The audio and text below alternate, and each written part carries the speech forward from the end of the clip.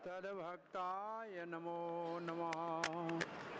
ओम नमो भगवते वासुदेवाय। ओम नमो भगवते वासुदेवाय।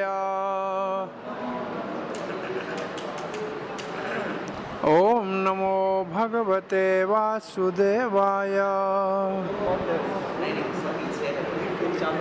कृष्णाय वासुदेवाय देवकी नंदनाय च नंदगोपकुमाराय गोविंदाय नमो नमः। जय श्री कृष्ण चैतन्य प्रभु नित्यानंद श्री अद्वैत गदाधर शिव सद्गौर भक्त वृंद। हरे कृष्णा कृष्णा कृष्णा हरे हरे, हरे राम राम राम हरे हरे। हरे कृष्णा। श्री कृष्ण बलराम मंदिर इस्कॉन वृंदावन के भाग्यशाली भक्तों, हम भक्ति शास्त्री के भगवत गीता के अध्ययन में 15वें अध्याय पुरुषोत्तम योग का अध्ययन करने जा रहे हैं। हरे कृष्णा। पुरुषोत्तम योग 15वां अध्याय, और हमने तीसरा और चौथा श्लोक पढ़ा था। तीसरा और चौथा श्लोक पढ़ा था। न रूपम अस्य ततोपलभ्यते नान्तो न चांतर नातो न चातर न संप्रतिष्ठा अश्वत्थम वैनम सुरूढ़ मूलं असंग शस्त्रेण दृढ़ेन चित्वा तत्पदम तत्परिमार्गितम यस्मिन् गता न निवर्तन्ते भूयः तमेव चाद्यं पुरुषं प्रपद्ये यत प्रवृत्ति प्रसृता पुराणी। तो इन दिनों श्लोकों का कल हमने अनुवाद और शब्दार्थ देखा था। अब श्रील प्रभुपाद जी का तात्पर्य पढ़ने जा रहे हैं। श्रील प्रभुपाद जी लिख रहे हैं, भगवान श्री कृष्ण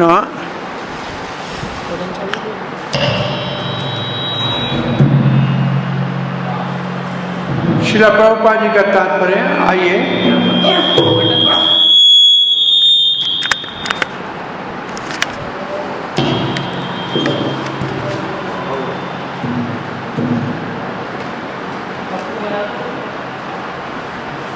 प्रभुपाद जी कहते हैं, इस अश्वत्थ वृक्ष को इस भौतिक जगत में देखा नहीं जा सकता। इसका दर्शन इस भौतिक जगत में संभव नहीं है, क्योंकि इसका जड़ ऊपर है।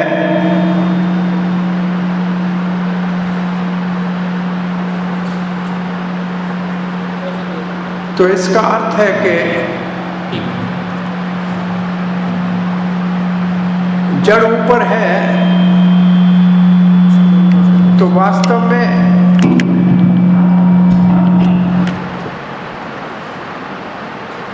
प्रभुपाद जी लिखते हैं, क्योंकि जड़ ऊपर है तो वास्तविक वृक्ष जो है उसके दूसरे तरफ है। इसका क्या अर्थ है?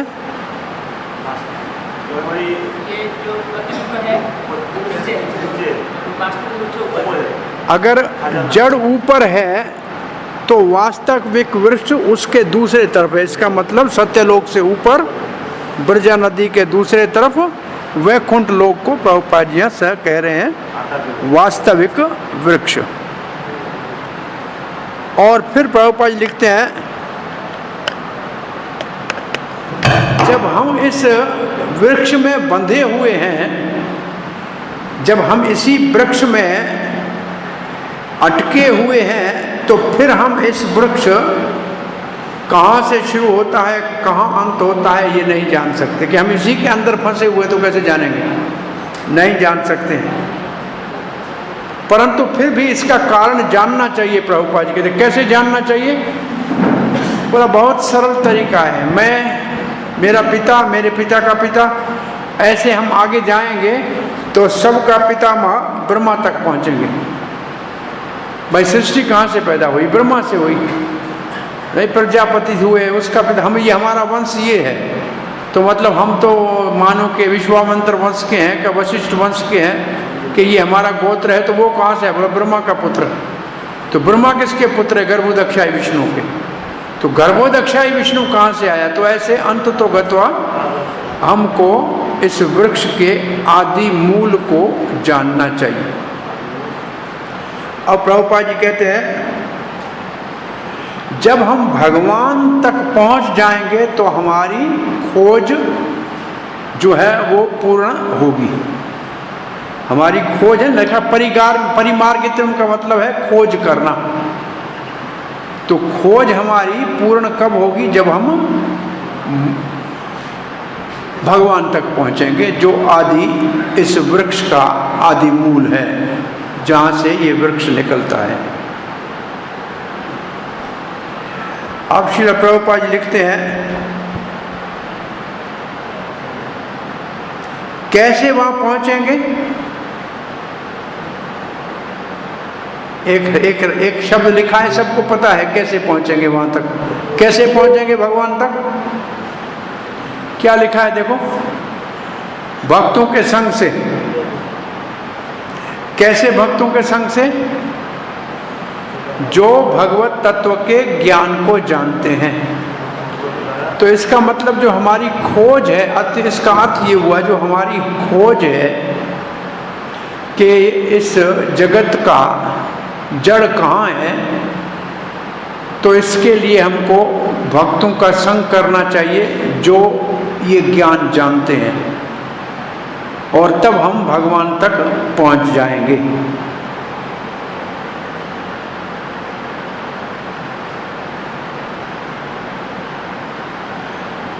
अब भक्तों के संग से हमें मिलेगा क्या, ज्ञान। ज्ञान मिलेगा, भक्ति मिलेगी। तो इस भौतिक झूठे प्रतिबिंब जगत से अपने आप वैराग हो जाएगा, वैराग हो जाएगा। और इसी को लिखा है असंग शस्त्रेण दृढ़ेन चित्वा। तो असंग के शस्त्र से, प्रभुपाद कहते हैं असंग बहुत महत्वपूर्ण शब्द है। तो संग का क्या अर्थ है, इंद्रिय तृप्ति में आसक्ति। संग का मतलब है इंद्रिय तृप्ति में आसक्ति। और असंग इसलिए महत्वपूर्ण है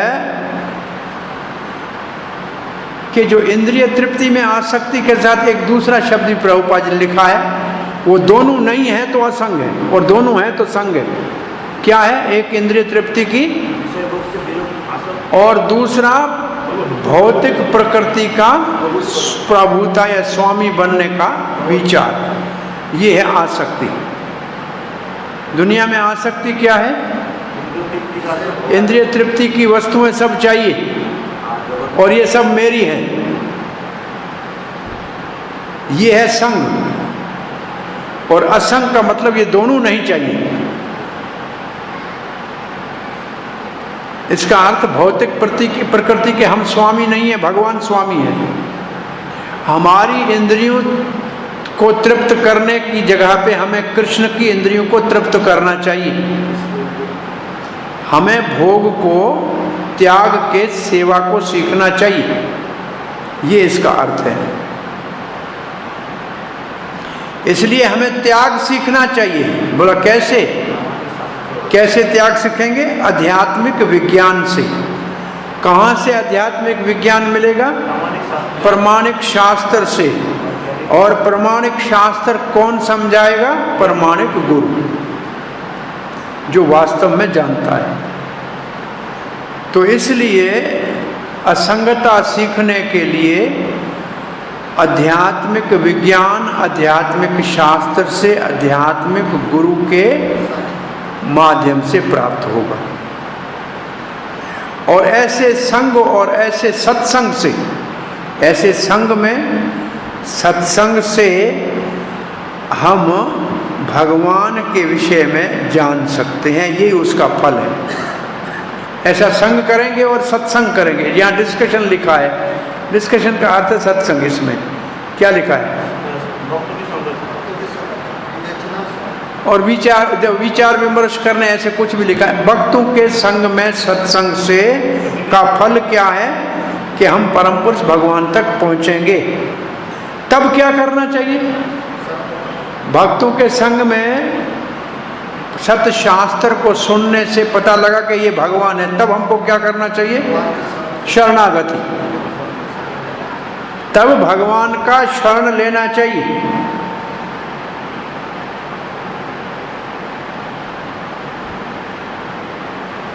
तब क्या होगा? हम उस जगह पहुंच जाएंगे जो इस प्रतिबिंब जगत से परे है और जहां जाने के बाद वापस नहीं आएंगे। अब प्रभुपाद जी साफ लिख रहे हैं स्पष्ट रूप से कि इस जगत की जड़ है वास्तव में श्री कृष्ण, और सभी उनसे निकलता है। बोला कहाँ लिखा है? अहम सर्वस्य प्रभव मत सर्वम प्रवर्तते इति मत्वा भजन्ते माम बुधा भाव सब। ये श्लोक का भाव है इधर कि सभी भगवान से निकलता है। और फिर कहते हैं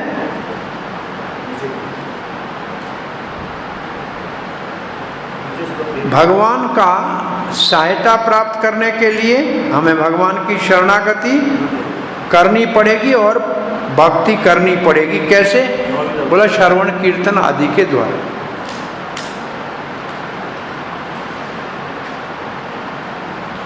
भगवान ही सारे भौतिक जगत के विस्तार का कारण है। पहले ही भगवान ने ये बता दिया है। अहम सर्वस्य प्रभव, यही श्लोक आ गया। तो हमें यहाँ इस अश्वत्थ वृक्ष के स्वीरूढ़ मूल, जिसका मूल बहुत मजबूत है, उससे अगर निकलना है तो भगवान का शरण लेना पड़ेगा। जैसे हम भगवान का शरण लेंगे अपने आप भौतिक सारा बंधन मुक्त हो जाएगा। यहाँ ये श्लोक नहीं दिया है प्रभुपाद जी ने, पर चक्रवर्तीवाद ने अपना बलदेव विद्याभूषण ने दिया था। कौन सा? दैवी एष गुणमयी मम माया दुर्तया ये माम प्रपद्यन्ते वासुदेव। अब शरणागति के लिए कौन से लक्षण चाहिए हमको? मानो अर्जुन पूछे कि आप कहते हैं शरणागत लेना चाहिए, तब उस धाम में जाएंगे, उस पुरातन पुरुष का शरण लेना चाहिए। तो शरणागति के लक्षण क्या है? तो श्लोक नंबर 5 में है शरणागति के लक्षण। निर्माण मोहाजित संग दोषा अध्यात्म नित्या विनिवृत्त काम द्वंद्वैर्व मुक्ता सुख दुख संगै गच्छन्ति अमूढ़ा पदमव्ययम्। पहला लक्षण है निर्माण, मान शून्यता। ये वही है अमानिता, अमानित्व। मान की इच्छा नहीं करना। मान का मतलब सम्मान में नहीं फंसना, अहंकार नहीं करना। अमानित्वम ज्ञान का एक मुख्य लक्षण है। और यही तीसरा मुख्य लक्षण समझना चाहिए कि चैतन्य महाप्रभु भी अमानीन तुम कहते हैं। तो अमानीन पहला निर्माण। निर का मतलब नहीं, मान का मतलब अभिमान नहीं करना, इसका मतलब निम्रता। और मोह, निर्माण और मोह, जो मोह में फंस जाता है, निर्माण मोह एक शब्द है कि अहंकार के मोह से मुक्त होना। फिर है जित संग दोषा, दोष के जो संग से जो दोष होता है उसको जीतना। कौन से संग से दोष होता है? घर गृहस्थी पुत्र परिवार धन ये है संग, मित्र बंधु बांधव ये है संग, इसमें आसक्ति है दोष, उसके ऊपर जीत, उसको जीतना। जित संग दोषा, तो संग क्या, संग का दोष क्या है? परिजनों में आसक्ति, धन में आसक्ति, घर गृहस्थी में आसक्ति, ये है संग का दोष, इसको है जीतना। मुख्य क्या है काम, ये सब कैसे संभव है? अध्यात्म नित्य। कभी हम अपने विचार से कहते हैं कि ये जो बीच में शब्द है अध्यात्म नित्या, ये एक करने से दूसरे सब करना आसान हो जाएंगे। अध्यात्म नित्य का मतलब नित्य अपने को आत्मा मान के भगवान को परमात्मा हमारे हृदय में बैठा हुआ सखा मानकर और उसकी सेवा में लगना, ये है अध्यात्म नित्य। प्रतिदिन भगवान का सुमरण करना, ये है अध्यात्म नित्य। अध्यात्म नित्य का मतलब भक्ति में अगर लगे रहेंगे तो बाकी गुण अपने आप आ जाएंगे, फिर अलग गुणों को प्राप्त करने के लिए प्रयास करने की आवश्यकता नहीं है। अध्यात्म नित्य सबसे मुख्य है। आत्मचिंतन, परमात्म चिंतन, भगवत चिंतन, ये है अध्यात्म नित्य। और फिर है विनिवृत्त कामा, काम का मतलब इच्छाएं हैं, और विनिवृत्त का मतलब विशेष रूप से सारी ही भौतिक कामनाओं से अपने आप को मुक्त कर दें। विनिवृत्त कामा, विशेष निवृत्त हो जाए सब भौतिक के भोग की कामनाओं से।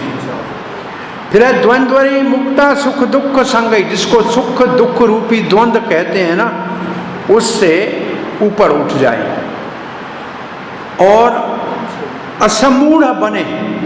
असमूढ़ का मतलब मूर्ख न बने, तो मूर्ख के विपरीत क्या शब्द है? ज्ञानी बने। मूर्ख और ज्ञानी उल्टा उसका ये है, तो फिर वो उस परम अविनाशी पद को प्राप्त करेगा। तो इसमें कितने गुण लिखे हैं शरणागति के? 6 बोला भक्ति जब करेंगे तो कौन से गुण आएंगे जिससे हम परम पद को प्राप्त करेंगे? ये श्लोक कह रही है कि ये गुण आएंगे तो परम पद मिलेगा। अध्यात्म नित्य इसमें बहुत महत्वपूर्ण है। नेम बना लो, निरंतर क्या करेंगे? चिंतन करेंगे, सुमरण करेंगे, कीर्तन करेंगे, जप करेंगे, ये निरंतर नेम से करेंगे, ये अध्यात्म नित्य है। किस प्रकार के लोग इस लक्ष्य को प्राप्त करते हैं? परम पद को कौन कौन से लोग इस लक्ष्य को प्राप्त करते हैं? तो कहते हैं जिनमें ये लक्षण है। निर्माण का अर्थ है अहंकार को छोड़ो। बोलो वो कहां से आती है? अहंकार आता कहां से हमारा? दूसरे लोग सम्मान करते हैं। दूसरे लोग, बलदेव विद्याभूषण कहते हैं अहंकार आता है जब बहुत सम्मान से लोग हमारा व्यवस्था करते हैं तो हमको अपमान आता है। रोज रोज आपको जाते जाते प्रणाम कोई करे, एक दिन नहीं करेगा तो आपको लगेगा आज क्यों नहीं कर रहा है, आगे अपमान के नहीं आया। तो जिसको मान लेने की आदत पड़ेगी वो तो मान न मिलने के ऊपर तिल मिला के क्रोध करेगा। इंद्र की पूजा सदा कर रहे थे ब्रजवासी, नहीं पूजा भगवान ने कराई तो क्रोधित हो गया। जब इतना बड़ा देवता हो जाता है, पूजा लेने की आदत ही नहीं डालनी चाहिए। पूजा लेने की आदत डालेंगे तो परेशान पड़ेंगे, नहीं आएगा तो बहुत बड़ी तकलीफ होगी। एक आदमी जा रहा था तीर्थ यात्रा पे, तो उसके घर में गाय थी, तो उसने पड़ोसी को कहा गाय को आप देखभाल करना। तब तो यात्रा में जाते थे तो महीना लग जाता था, 2 महीना लग जाता था। तो वो क्या करता था, गाय को रोज दूह के दूध निकाल के कुत्ते को पिला देता था। तो लोगों ने कहा देखो तुम्हारे को गाय दे के गया है, तुम दूध पीते नहीं हो, कुत्ते को। बोला आपको नहीं बताऊंगा, जब मालिक आएगा गाय ले जाएगा तब बताऊंगा। मालिक आया, गाय ले गया, तो कुत्ता बहुत दुखी हो गया, ये दूध मिले नहीं अभी, बोला मैंने पिया होता तो मेरा ये हाल होता। भाई पराई चीज है जो पकड़ के बैठा है, तो उसको तुम भोगोगे तो दुखी हो जाओगे। तो मान लेने की आदत नहीं डालनी चाहिए कि लोग मेरा सम्मान करें। ये अगर मन में भाव है तो अपमान भी आपको पता लगेगा, नहीं किया तो अपमान समझ लोगे, उसको अपमान समझ लोगे। तो ये अब हम देखो, एक व्यक्ति है हर महीने आपको 1000 रुपये दान भेज रहे हैं,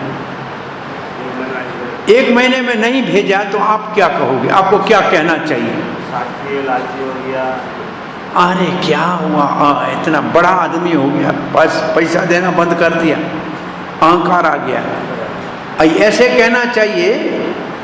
या 11 महीने दिया है उसको धन्यवाद करना चाहिए, उसको फोन करके पूछना चाहिए कि आपका स्वास्थ्य तो ठीक है, आपके घर में तो ठीक है, परिवार तो ठीक है, दान का आप देते थे उसके लिए धन्यवाद, 11 वर्ष आप नहीं दे पाए, कोई संकट हो क्या, हम आपकी सेवा करें क्या, कुछ हमसे सहायता चाहिए क्या?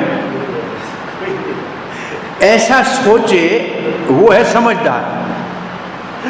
और कहेगा बड़ा आदमी हो गया, पहले देता था अब समझता है, बस मेरे जैसा कोई नहीं। ऐसे नहीं सोचना चाहिए, क्योंकि आदत पड़ गई है लेने की। नहीं दिया तो बहुत गुस्सा आ जाएगा, ये ठीक नहीं है, ये सिद्धांत में अंतर्गत नहीं है। तो मान से कैसे बचना चाहिए? लोग प्रणाम करते हैं, नहीं करते हैं तो बहुत गुस्सा आता है। बहुत से लोगों को हमने देखा है, प्रणाम क्यों नहीं किया, कहते हैं, पूछते हैं कि आपने मुझे प्रणाम क्यों नहीं किया। प्रणाम नहीं किया सर। हाँ, पहले आते दिखाते कोई डॉक्टर नया आते नहीं दिखाता, चुप से पूछता है, मुझे कहते पहले आते नहीं दिखाया, तो नया वक्त मालूम नहीं किसको दिखाना है, पहले वो आके सबको दिखा दिया, जिसको पहले रोज दिखा था उसको दिखाया नहीं। अरे मेरे को पहले क्यों नहीं दिखाया? पूछता है। ये इसलिए मान की आदत नहीं डालनी पड़े, नहीं चाहिए। कोई भी आदत, एक आदत रोटी की है उसकी वजह से कितने परेशान हैं, तो और जो आदत बढ़ाएंगे उतने परेशान होंगे। कम से कम के काम चले तो अच्छा है इस दुनिया में, भगवान चला तो अच्छा है। और दूसरा शब्द है मोह से मुक्त हो जाए। मोह से मुक्त हो जाए का मतलब जो सत्य नहीं है उसमें आसक्त न हो, जो चीज सत्य नहीं है उसमें आसक्त न हो। अब सत्य में आसक्त नहीं होना, असत्य में आसक्त नहीं होना, ये है मोह। और के जित संग दोष क्या है? बोला आसक्ति, सीधा लिखा है, पत्नी में आसक्ति और संबंधियों में आसक्ति से मुक्त हो। अध्यात्म नित्या अपने आत्मा और परमात्मा का निरंतर चिंतन करे और सारी भौतिक कामनाओं से मुक्त हो जाए। विमुक्त सहनशील हो, विमुक्त कामनाओं से सहनशील हो, दुख में सुख में सर्दी में गर्मी में द्वंद्वों से मुक्त हो जाए। असमूढ़ का मतलब है ज्ञान होना चाहिए शरणागति का। ये भगवान की भाषा ऐसी है, हम कहते हैं भगवान क्योंकि बड़े उदार हैं, हमसे स्नेह करते हैं, इसलिए सीधा मूर्ख नहीं कहते हैं। असमूढ़ का मतलब जो मूर्ख नहीं है। ये ऐसे किसी आदमी को कहना कि तुम मूर्ख हो, किसी ने कहना क्या कहे, जैसे किसी को कहे, कोई कहे अंग्रेजी में कोई कहे कि नॉनसेंस, तो आदमी को गुस्सा आ जाएगा कि तुम्हारा कम सेंस है, तो इतना गुस्सा नहीं है। कि बात एक ही है, एक ही बात है।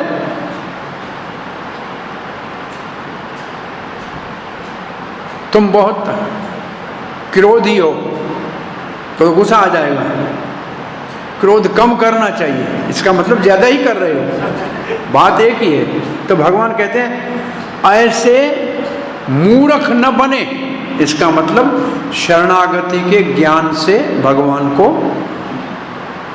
प्राप्त करने के लिए भक्ति करे। प्रभुपाद जी लिखते हैं शरणागति का साधन सुंदर रूप से समझाया गया है। देखो पहली लाइन है शरणागति का साधन सुंदर रूप से यहाँ समझाया गया है। पहला गुण है अहंकार से विमोहित नहीं होना चाहिए। अब प्रभुपाद लिखते हैं बद्ध जीव अहंकारी है, भौतिक जगत का अपने आप को मालिक मानता है, उसके लिए शरण लेना बहुत मुश्किल है। शरण क्यों नहीं लेता है? अपने आप को मालिक मानता है। मैं क्यों शरण लूं? क्या जरूरत है मेरे को शरण लेने की? तो ये जो बात है प्रभुपाद जी, ये है निर्माण मोह की परिभाषा। निर्माण मोह नहीं बनेंगे तो शरणागति नहीं स्वीकार करेंगे। अपने आप को मालिक मानेंगे तो दूसरे को मालिक क्यों मानेंगे?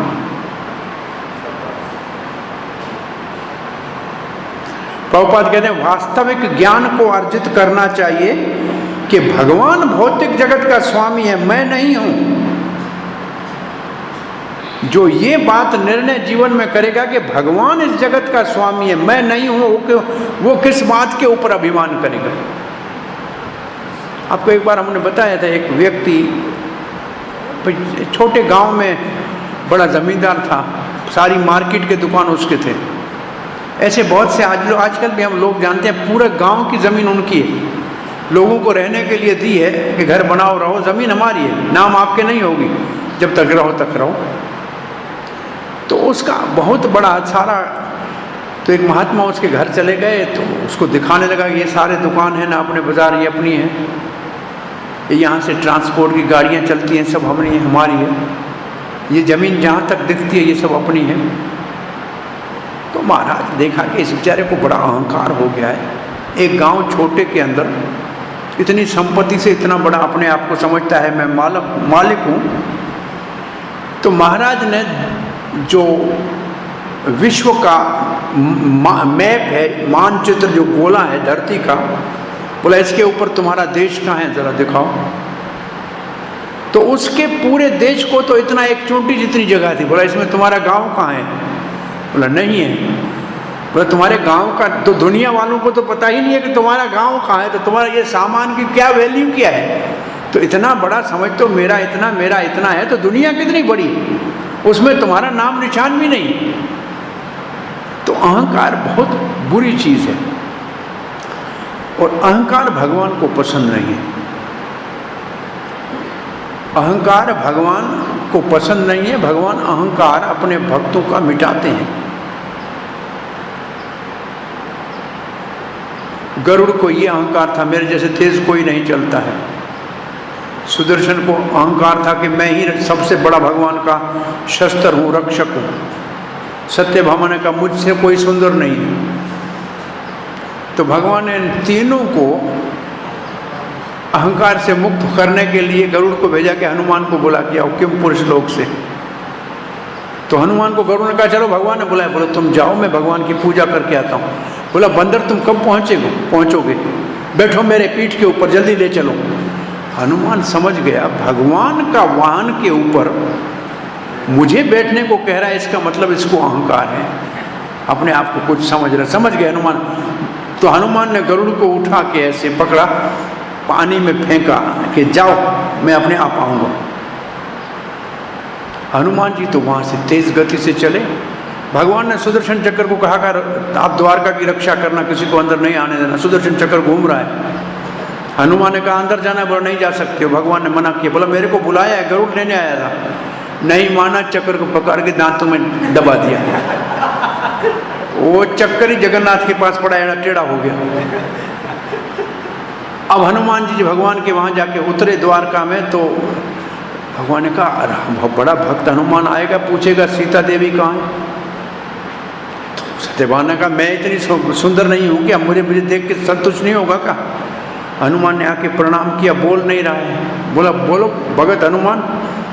बोला क्या बोलो, क्या है मुंह में, क्या है? सुदर्शन चक्र को उठा के नीचे रखा। चक्कर तो बेचारा पानी पानी हो गया। फिर कहता है ये किसको अपने साथ बिठाया, कहाँ गई किशोरी जानकी? अब तो बेचारी लज्जित हो गई कि हमें तो कहता है कि कोई बैठी है ऐसे ही। गरुड़ भीगे पंखों से आया, देखा तो हनुमान जी पहले बैठा है, ये कैसे आ गया? तो उसको भी उसका तीनों का एक समय में अहंकार पूरा हो। और गुरुजनों का मुख्य उद्देश्य होता है कि शिष्य में अहंकार न हो, इसलिए समय समय के ऊपर उसको ऐसा काम देते हैं जिसमें वो सफल न हो, ताकि उसका अहंकार कम हो। मैं कर सकता हूँ, ऐसे करूँ, ऐसा नहीं होना चाहिए। वो ऐसी स्थिति में उनको डालते हैं कि उनको अहंकार न हो। ये उनका मुख्य धर्म है, निम्रता सिखाना। अब प्रभुपाद जी आगे लिखते हैं, जब तक सही वास्तविक ज्ञान का अर्जन नहीं करेंगे और भौतिक जगत का स्वामी भगवान है ये नहीं मानेंगे, तब तक अहंकार रहेगा। जब अहंकार से जो मोह होता है उससे मुक्त हो जाएंगे तो शरणागति शुरू हो जाएगी। तो शरणागति से मुक्त होने के लिए क्या करना चाहिए? मोह मद के या अहंकार के मोह से मुक्त होना चाहिए।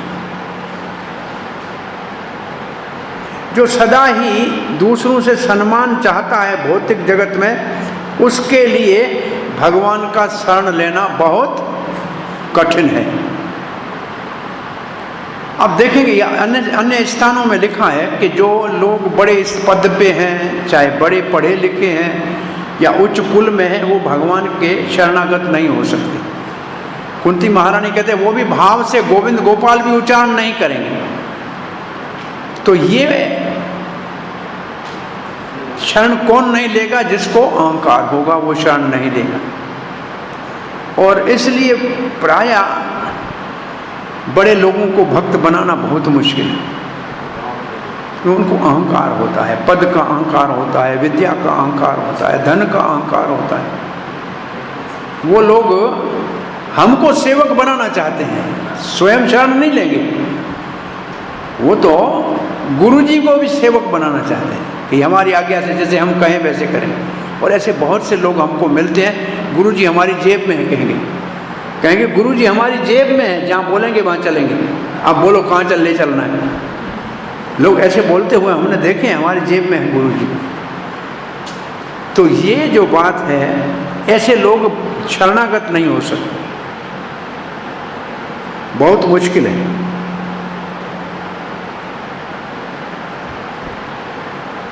अब प्रभुपाद के थोड़े समय के लिए इस दुनिया में आए हो, एक दिन सब कुछ छोड़ के चला जाना पड़ेगा। फिर तुम इस दुनिया का मालिक बन के अपने आप को अहंकारी क्यों बना रहे हो? कितना समय यहाँ रहोगे? इसका स्वामी अपने आप को बनाने के लिए क्यों आपने मूर्खता कर दी है? नहीं करनी चाहिए। और इसी के कारण बहुत बड़ी समस्याएं अपने लिए और संकट उत्पन्न करता है। और सारा संसार इसी विचार के कारण समस्या में घिरा हुआ है। लोग कहते हैं ये सारी धरती मानव के लिए है। अरे धरती किसकी है? लोग सब कहते हैं धरती मानव के लिए। धरती किसकी है? भगवान की है ना। ये विष्णु पत्नी है भूदेवी, और सबने कहा कि ये दुनिया हमारी है, इसके टुकड़े टुकड़े करिए, ये तेरा राज, ये मेरा राज, ये तेरा प्लाट, ये मेरा प्लाट। ये देखो लिखा है प्रभुपाद ने।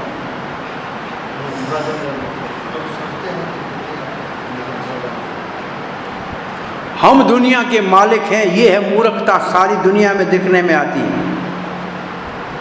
जब ऐसा गलत धारणा से कोई व्यक्ति मुक्त हो जाएगा और ऐसे गलत संग से मुक्त हो जाएगा। कौन सा जित संग दोष है? देखो, जित संग दोष में 3 लिखे हैं प्रभुपाद जी ने, पारिवारिक, सामाजिक और राष्ट्रीय। ये 3 संग के दोष हैं। कौन से संघ का दोष है? पारिवारिक, सामाजिक और राष्ट्रिक। इन तीनों के हम स्वामी बनना चाह रहे हैं। इससे कैसे बचें?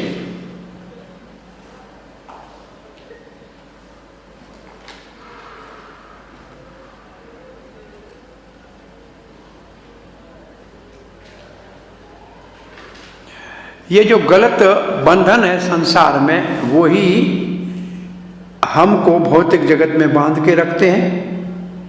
हमको इसके लिए आध्यात्मिक ज्ञान को अर्जित करना चाहिए। और वास्तविक ज्ञान वो है कि सत्य क्या है, असत्य क्या है, वो दिखाए। भाई ये घर, दुकान, मकान, ये शरीर, ये सब असत्य है, एक दिन छोड़ना पड़ेगा। और जो सत्य है भगवान, उसके साथ अपना संबंध स्थापित करें।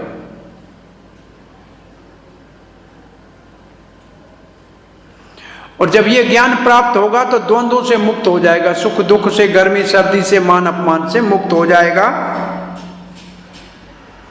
और ये तब संभव है जब पूर्ण ज्ञान से पूर्ण शरणागति लेगा। यह हमारा ये विभाग पूरा होता है, दूसरा विभाग शुरू हो रहा है। और दूसरे विभाग का नाम है क्या कहते हैं, पुनर्जन्म।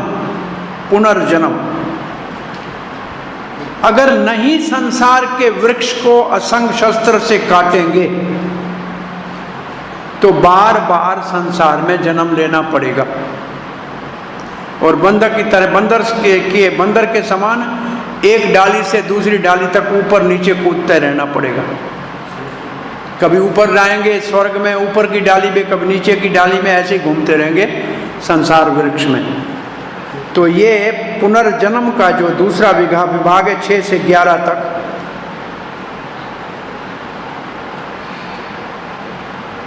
परंतु इसमें पहले श्लोक में भगवान अपने धाम का वर्णन करते हैं। धाम के 3 अर्थ हैं। शब्द संस्कृत धाम का अर्थ है प्रकाश, धाम का अर्थ है स्वरूप, और धाम का अर्थ है धाम, मतलब भगवान का निज धाम। 3 अर्थ हैं।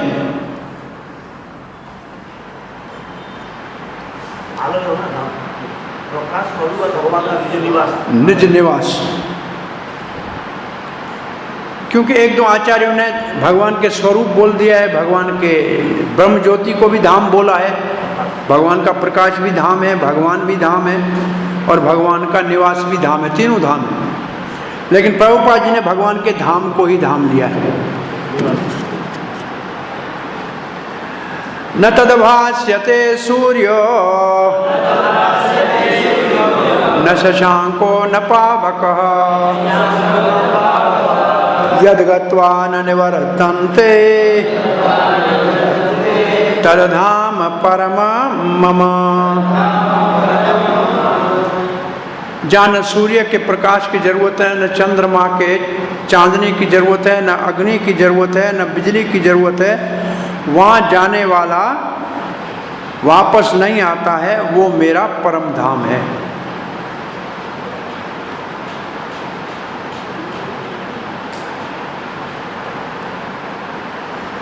तो अब ये प्रश्न उठता है, पहला प्रश्न क्या उठा कि वहाँ जाने वाले में कौन से गुण चाहिए, जो क्षण लेगा उसके गुण क्या हैं।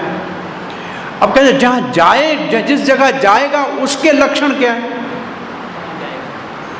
जिस स्थान पे जाएगा, तत्पदम तत्परिमार्गितव्यम, जो तत्पदम है ना, वो क्या है। ये जो चौथे श्लोक में तत्पद शब्द है ना, वो क्या है, वो स्थान क्या, कौन सा है, वो पद क्या है जहाँ जाने के बाद वापस नहीं आता है।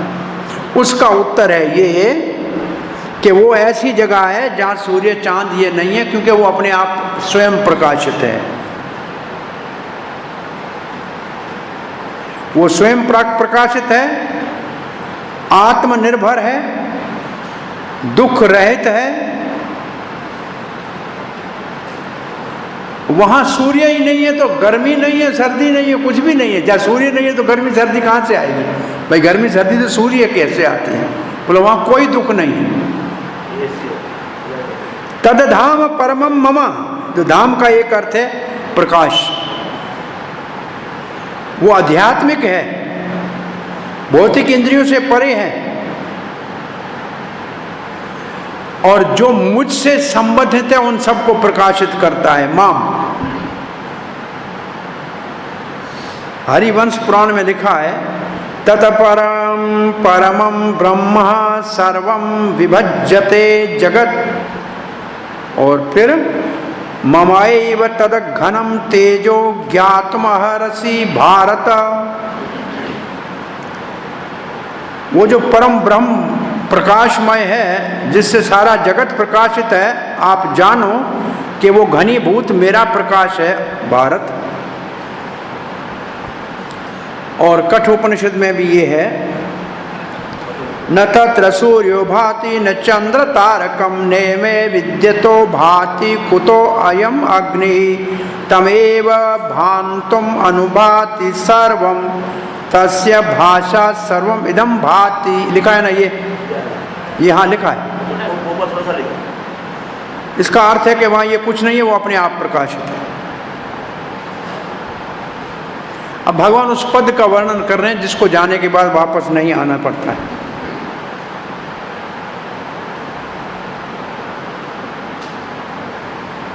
वहाँ कौन रहता है? पुरुषम पुराणम। कौन है? बोला लक्ष्मीपति वहाँ रहता है।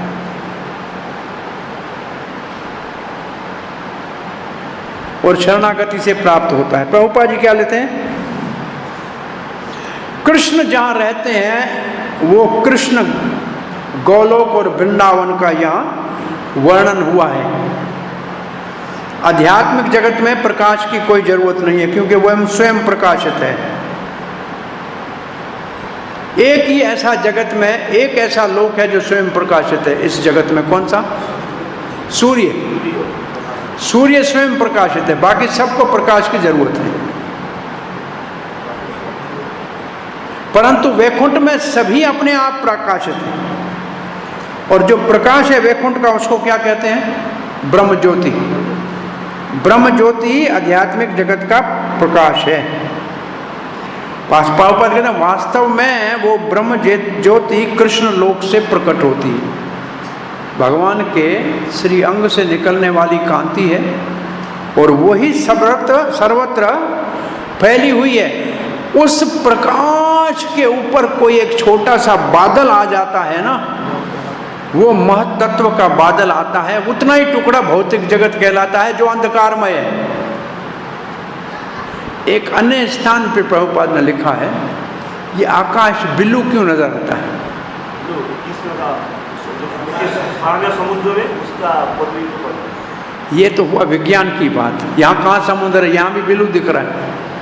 बोला श्री कृष्ण के बिल्लू शरीर से, तो बिल्लू है ना कृष्ण, उससे जो किरणें निकलते हैं उसकी परछाई, इससे किसके पीछे वो किरणें हैं, इसलिए बिल्लू दिख रहा है आकाश। एक जगह प्रभुपाद ने लिखा एक तात्पर्य में, कारण समुद्र जिसको स्नान करते हैं उनका ही छाया होता है सारा ब्रह्मांड में। सारा ब्रह्मांड में समुद्र का नीला छाया है कि समुद्रपति भगवान का नीला रंग है। वैसे पानी समुद्र का नीला नहीं होता है। नीला क्यों दिखता है? आकाश उसकी वजह से दिखता है। वो उठा के देखो तो सफेद है, तो नीला आया कहाँ से? ये भगवान नीला है जी, ये समझ में नहीं आता है। ये गहराई में प्रभुपाद जी कभी कहते हैं वो नीला भगवान है, श्याम, उसी के कारण ये सब कुछ श्याम है। अब 3/4 जो आध्यात्मिक जगत है वो तो स्वयं प्रकाशित है। 1/4 भौतिक जगत वो अंधकारमय है, वहां सूर्य चांद की जरूरत है।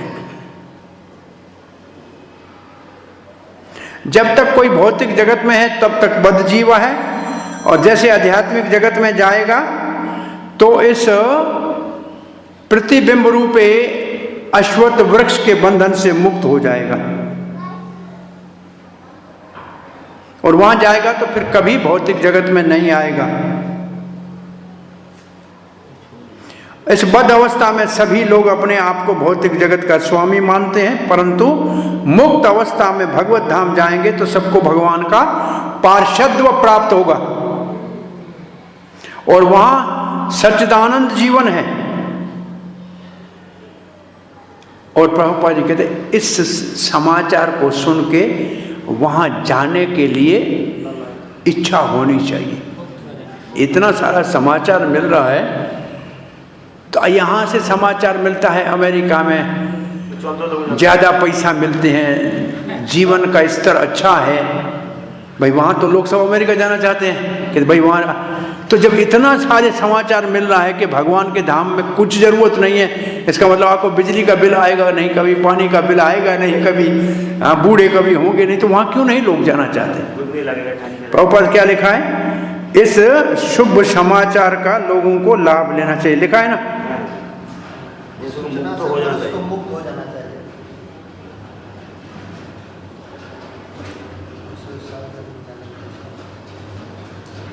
इससे ऊपर क्या लिखा है? One should be captivated by this information, इसका मतलब इस जानकारी से मुग्ध होना चाहिए, मतलब वहां जाने की इच्छा होनी चाहिए, और वहां जाएंगे तो फिर भौतिक जगत के बंधन से मुक्त हो जाएंगे।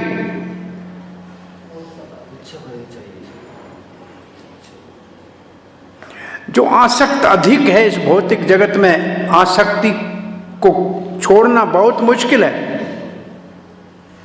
परंतु कोई कृष्ण भावना को स्वीकार कर लेगा तो धीरे धीरे अनासक्त हो जाएगा।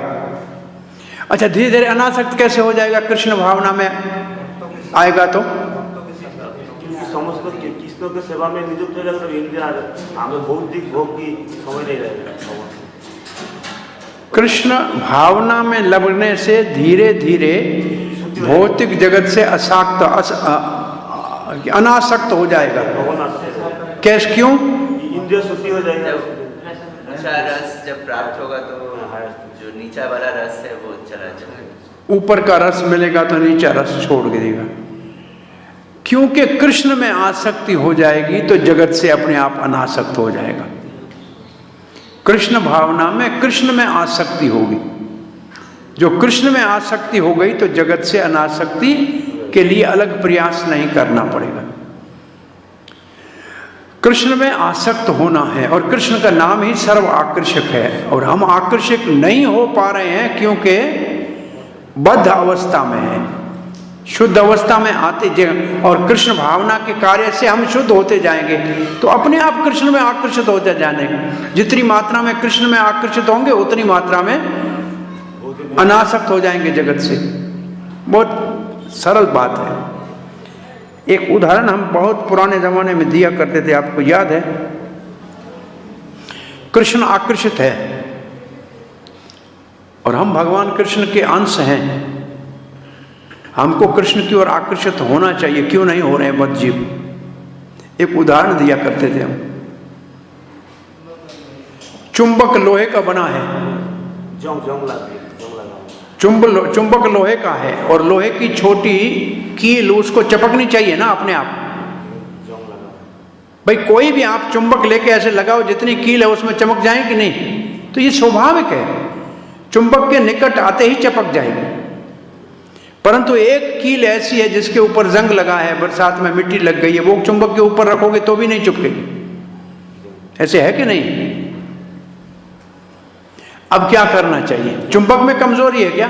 नहीं, कील के ऊपर कचरा है तो उसके ऊपर वो एक रेगमाल ले आओ, क्या कहते हैं उसको, सैंड पेपर, घिसने का। लेकिन पेपर अपने आप नहीं घिसेगा, घिसने वाला चाहिए।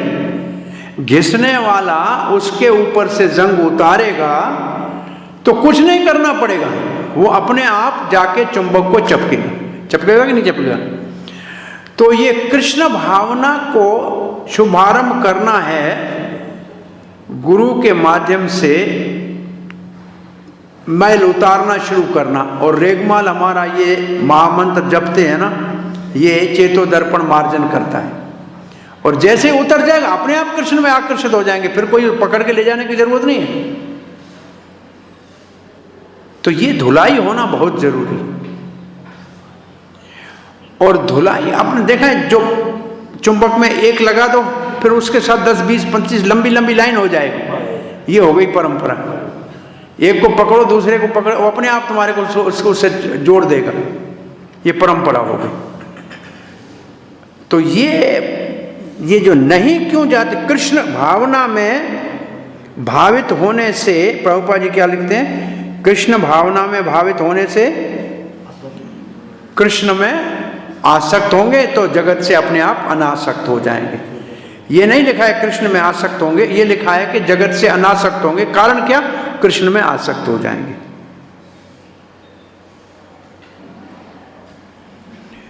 व्यक्ति को अपने आप भक्तों का संग करना चाहिए जो कृष्ण भावना में है। ये फल प्राप्त करने के लिए कृष्ण भावना भावित भक्तों का संग स्वयं को करना चाहिए।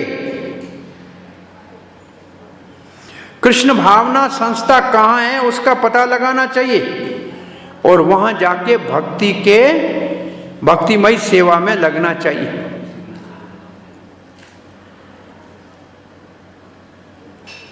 ऐसे वो भौतिक जगत से अपने बंधन को काट सकता है। अब प्रभुपाद जी एक उदाहरण दे रहे हैं, केवल गेरू कपड़ा पहने से कोई त्यागी नहीं बन सकता। लाल कपड़े पहनने से कोई त्यागी नहीं बन सकता। भक्ति में आसक्त होना चाहिए, भगवान की भक्ति में आसक्त होना चाहिए।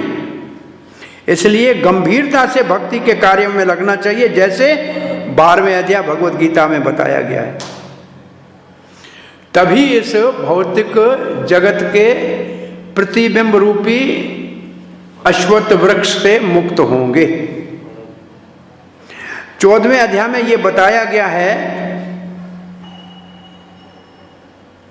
भौतिक सारे क्या लिखा है? हाँ, दूषित हो जाती है।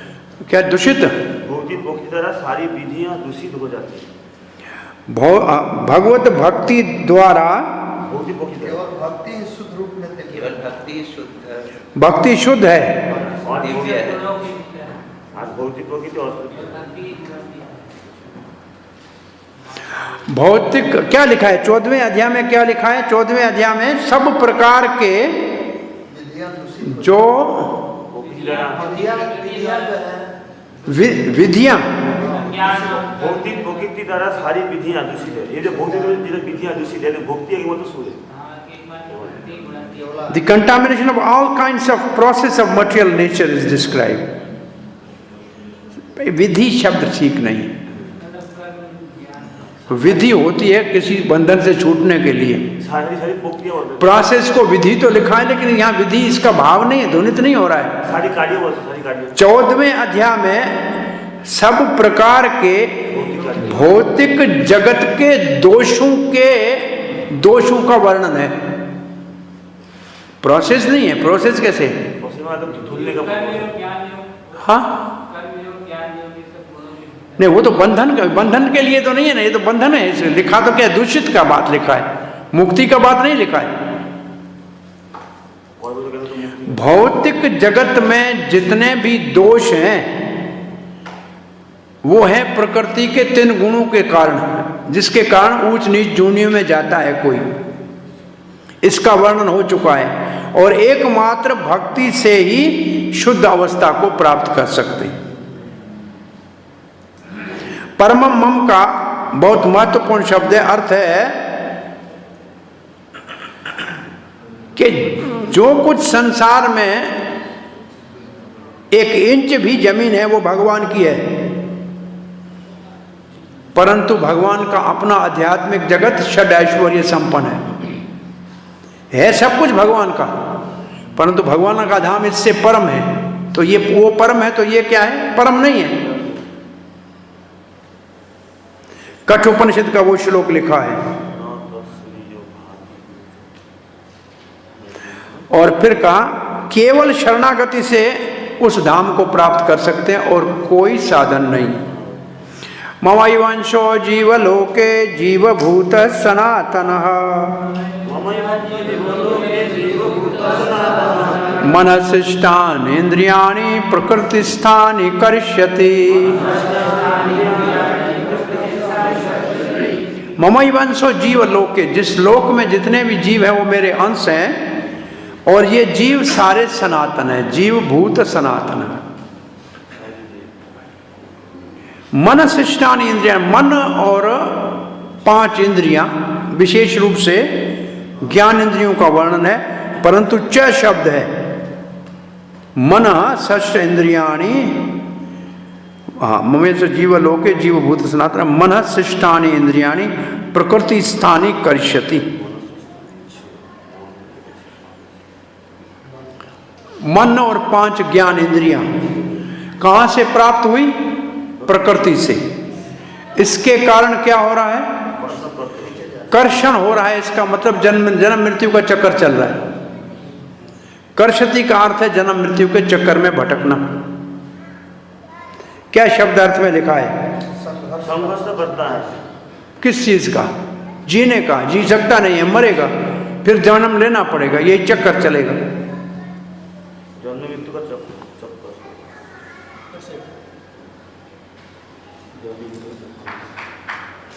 कौन सा जीव जो शरणागति करके उस परम पद को प्राप्त करेगा? तो जीव कौन है? जीव क्या है? तब कहते ब्रह्म भूया ये कल्पते जो लिखा था उसमें, वो कौन सा जीव है जो उस स्थिति को प्राप्त करता है? तो यह जीव के लिए प्रश्न पूछा गया है। ये पहले पूछा गया है प्रश्न, हमने ये अध्याय शुरू किया तब प्रश्न पूछा गया था, वो कौन सा जीव है जो परम ब्रह्म को प्राप्त करता है?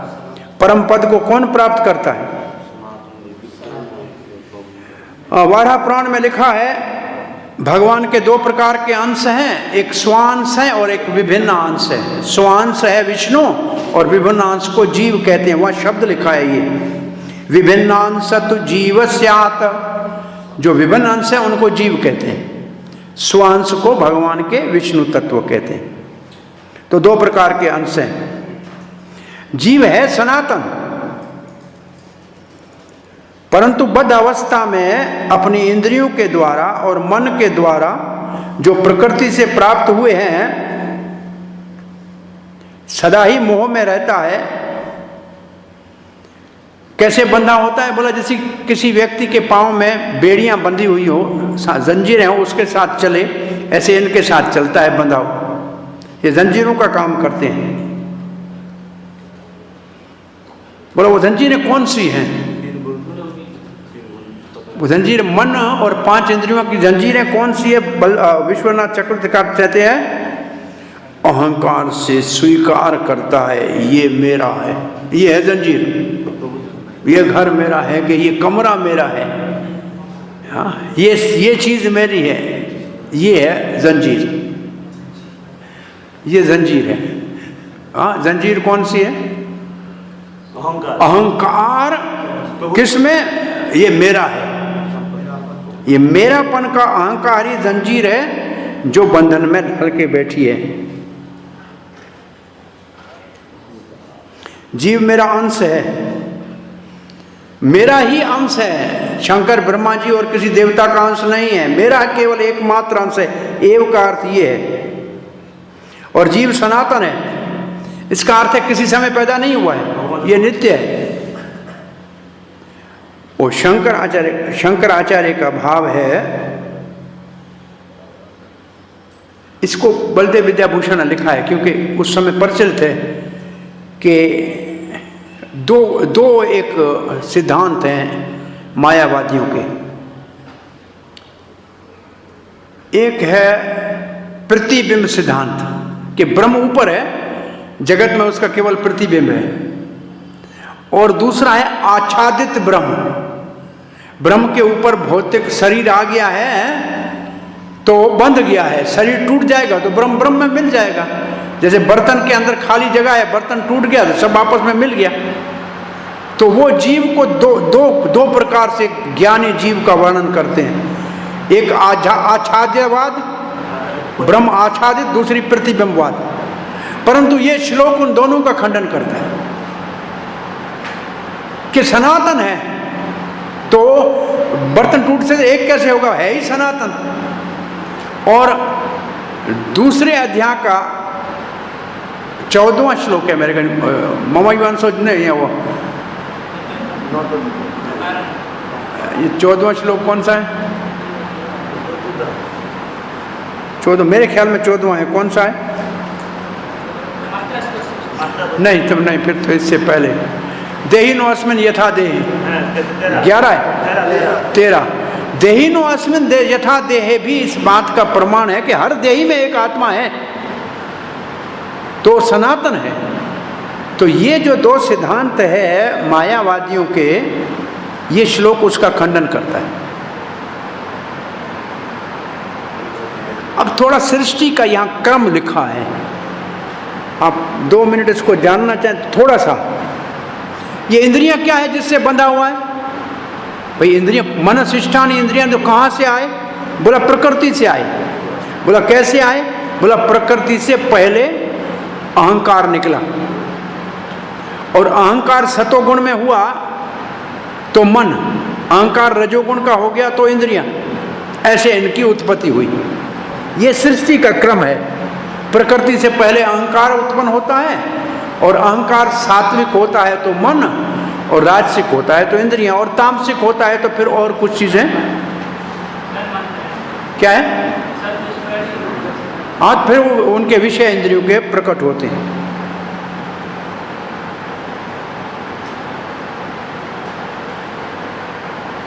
और जब हम शरण लेते हैं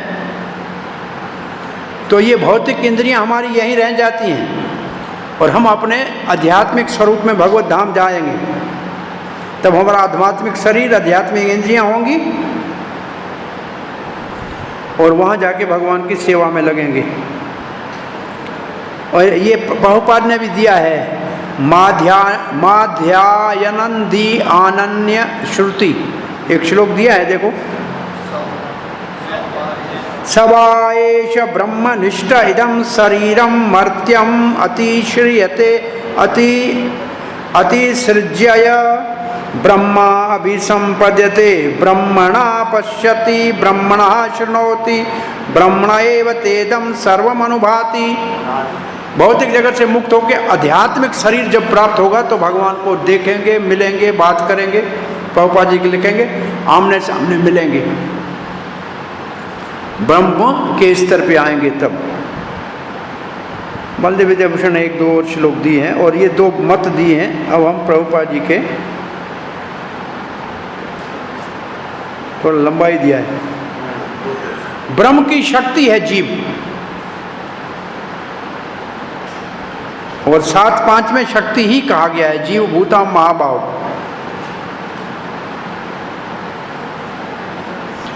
कब तक करशति कब तक रहेगी? करशति का मतलब खींचातानी कब तक रहेगी? संघर्ष कब तक रहेगा? हमारी अपनी परिभाषा है। पहले श्लोक, पहली लाइन क्या है श्लोक की? ममाइवांश जीव लोके, जो जीव आत्मा मेरे अंश है। दूसरी लाइन में क्या है?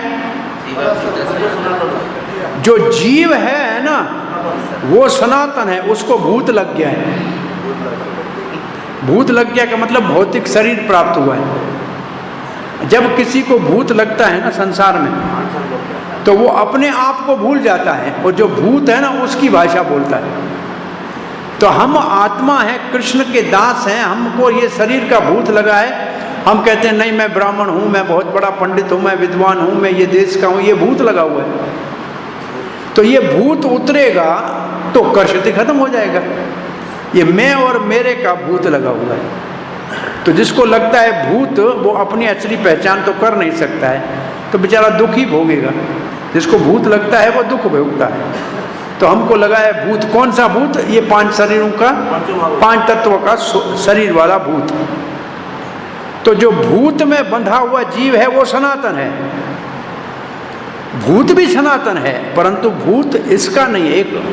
एक शब्द ईशो उपनिषद में प्रभुपाद जी ने लिखा है, incompatibility of the soul and the material nature. Incompatibility किसको कहते हैं? जैसे शादी हो, पति पत्नी में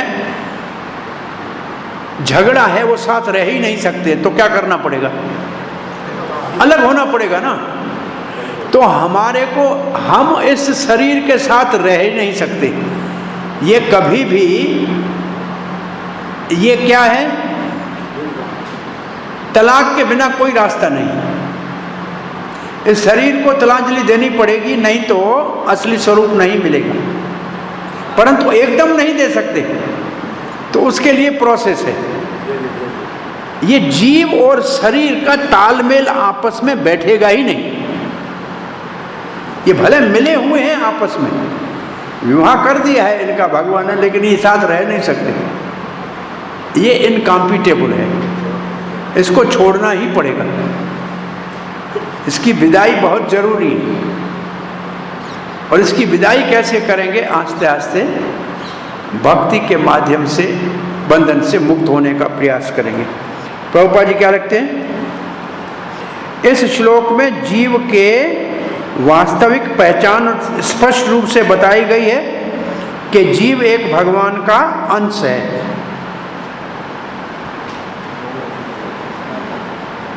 चाहे बद्ध हो चाहे मुक्त हो, परंतु रहेगा अंशी, क्योंकि सनातन है। मुक्ति के बाद एक नहीं हो जाएगा, तब भी अलग रहेगा, व्यक्ति रहेगा। और वेदों में भगवान के दो प्रकार के विस्तार है, स्वांश और विभिन्न अंश, विष्णु तत्व और जीव। जीव भगवान से अलग उनके अंश है जो उनके विच्छेद उनसे होते हैं। और जो स्वांश है वो राम नरसिंह आदि है, वो वैकुंठ में रहते हैं। जीव है जो भगवान के नित्य सेवक है। जैसे भगवान के स्वांश व्यक्ति हैं, ऐसे जीव भी व्यक्ति हैं, उनका अपना एक व्यक्तित्व है।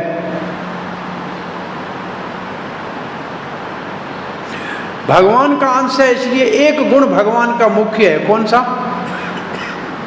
क्योंकि जीव भगवान का अंश है, इसलिए भगवान का एक गुण थोड़ी मात्रा में उससे है, बहुत मुख्य है, स्वतंत्रता। अब स्वतंत्र का दुरुपयोग करेगा तो बंधेगा, और सदुपयोग करेगा तो मुक्त हो जाएगा। किसी भी स्थिति में, चाहे बंध हो या मुक्त हो, जीव गुणात्मक रूप से भगवान के समान है, नित्य है। गुण के हाँ। और जब मुक्त हो जाएगा तो भौतिक बंधन से मुक्त हो जाएगा और भगवान की दिव्य सेवा में लग जाएगा। और भौतिक प्रकृति के गुणों के कारण वो दिव्य सेवा को भूल जाता है। कारण क्या है? संसार में संघर्ष करता रहता है। केवल मानव नहीं, कुत्ता बिल्ली गधा सभी संघर्ष कर रहे हैं। ब्रह्मा से लेकर शंकर तक सभी संघर्ष कर रहे हैं। प्रभुपाद ने एक शब्द बहुत भारी लिखा है, देखो तो, ब्रह्मा, शिव और जहां तक के विष्णु तक सभी भगवान के अंश हैं। वो विभिन्न अंश हैं, वो स्वांश है, ऐसे मानेंगे और क्या करेंगे? बहुत आसान है।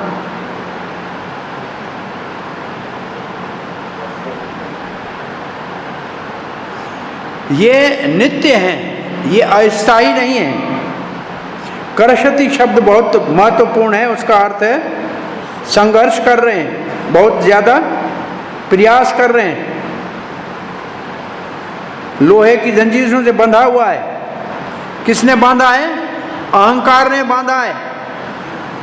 और मन उसमें मुख्य प्रमुख है। उसी के कारण भौतिक ये जन्म मृत्यु का चक्कर चल रहा है।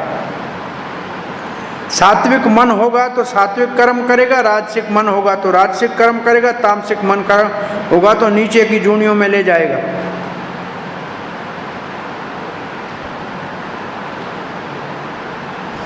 इस जगत में हमारे ऊपर भौतिक शरीर है, इंद्रियां हैं, परंतु जब ये छूट जाएंगी तो हमारे अपने आध्यात्मिक शरीर और इंद्रियां प्रकट हो जाएंगी। और ये फिर वो माध्यानि माध्यायदीन आयन, माध्यान दीनायन श्रुति का श्लोक लिखा है। उसका अर्थ क्या लिखा है? पढ़िए जरा।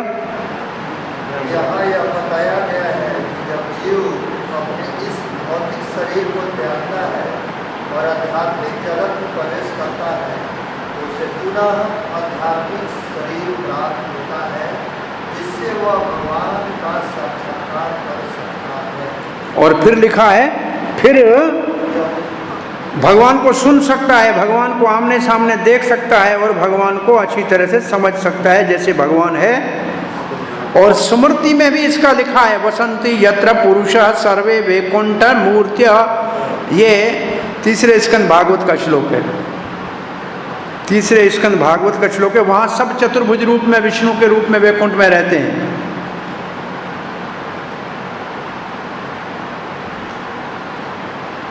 अब क्या लिखा है प्रभुपाद ने, एक शब्द देखो। जहाँ तक शारीरिक बनावट का प्रश्न है, अंश जीवों तथा विष्णु मूर्ति के विस्तार अंश में कोई अंतर नहीं। इसका मतलब जीव आत्मा और कहा जाए कि नारायण में और जीव में एक गुण के मात्रा में कोई अंतर नहीं, दोनों सच्चिदानंद है।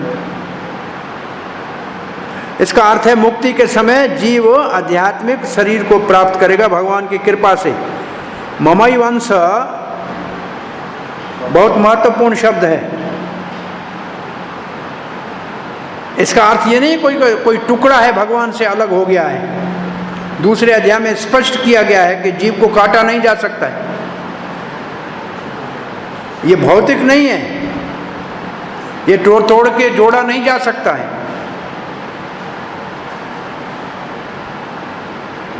ये विचार यहाँ नहीं चलेगा।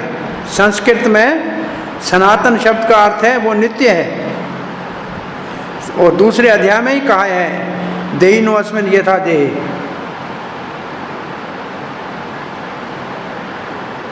हमें भगवत जागरण धाम में जाके आध्यात्मिक शरीर को प्राप्त करके भगवान का सानिध्य प्राप्त करना पड़ेगा।